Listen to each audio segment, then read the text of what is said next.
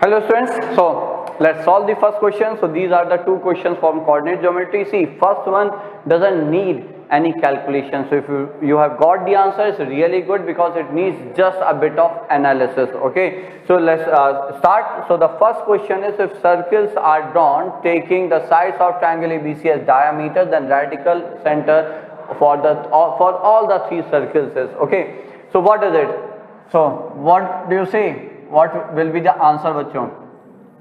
See, I will try to draw the one only, like two circles with AB and maybe. So I am drawing the first circle with AB as the diameter. So if I draw something like this, so let that be the circle, though it's not a circle as AB is diameter. Let's consider that to be the circle with AB as the diameter, and this is the circle with AC as the diameter, bachon. Okay.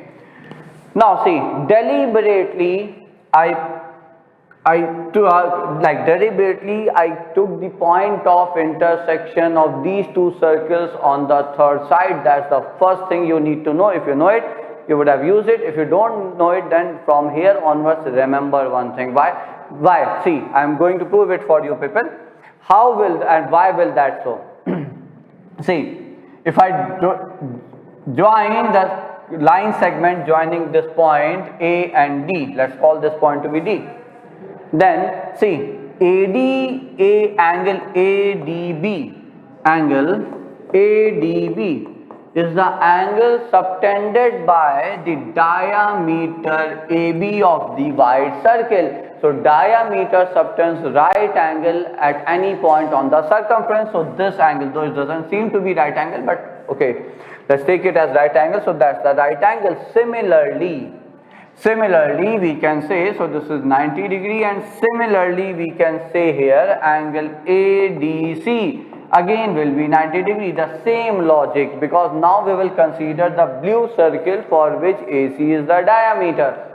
So again the same logic. So the angle, so this imply angle BDC, which is 90 plus 90, is to be 180. Hence the D point should lie on a straight line BDC. Okay, so this angle plus this angle is 180, and see, if the point would have been somewhere else, not on the line here, so can the sum of these two angles be 180? Answer is of course not. Or if it is below the line, then does the sum of these two lines can be 180? Of course not. So the simple thing is, the point D will lie on the third side. Okay, so if you draw two circles taking two sides of the triangle as diameters, they will intersect on the third side for sure. Now here lies the answer also.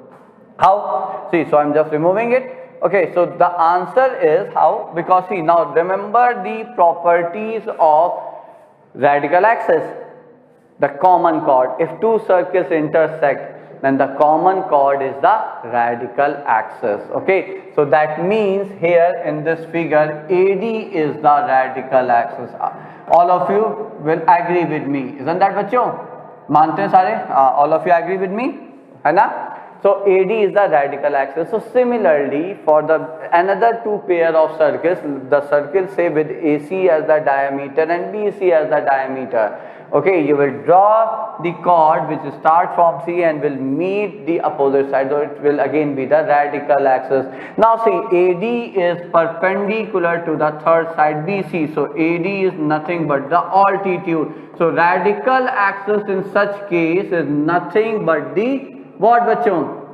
Altitude. And radical center is what? Radical center is the point of concurrency of all three radical axes. Okay, and the point of concurrency of altitudes is called, what is it called? It's called the orthocenter. Hence the answer is orthocenter.